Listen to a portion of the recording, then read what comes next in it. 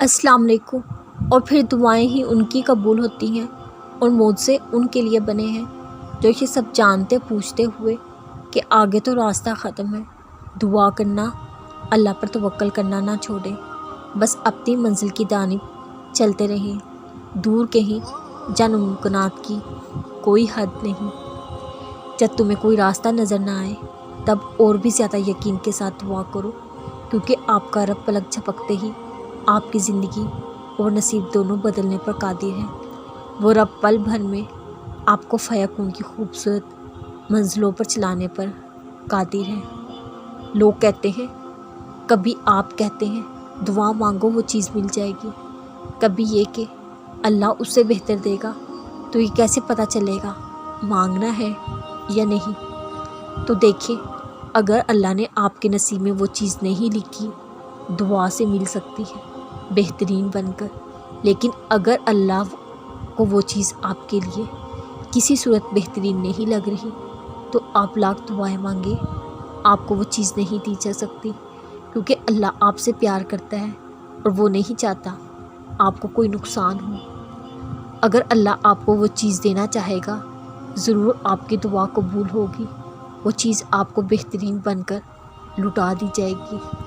لیکن اگر اللہ نے آپ کے لیے اس سے بہترین سوچ رکھا ہے تو اس کا خیال آپ کے دل سے جلد نکال دیا جائے گا۔ اللہ آپ کو کچھ ایسی نشانیاں دکھا دے گا جس سے آپ کو خود ایک دن پتہ چل جائے گا وہ چیز واقعی بہتر نہیں تھی۔ اب ان نشانیوں کو دیکھنا آپ کا کام ہے۔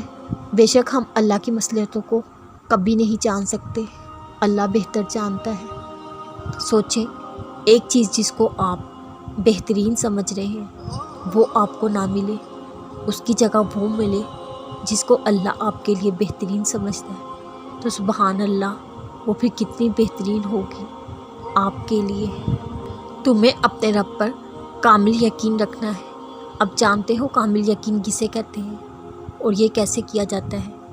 آزمائش کی مثال ایسی ہے جیسے تم ایک پہاڑ کی چوٹی پر کھڑے ہو، آگے جانے کا راستہ ہی نہیں، تم نے آگے قدم بڑھانا ہے یہ جانتے ہوئے میں گر جاؤں گا، مگر بغیر کسی سوال جواب کے تم نے قدم رکھنا ہے، یہ یقین رکھ کر بے رب مجھے گرنے نہیں دے گا، تھام لے گا۔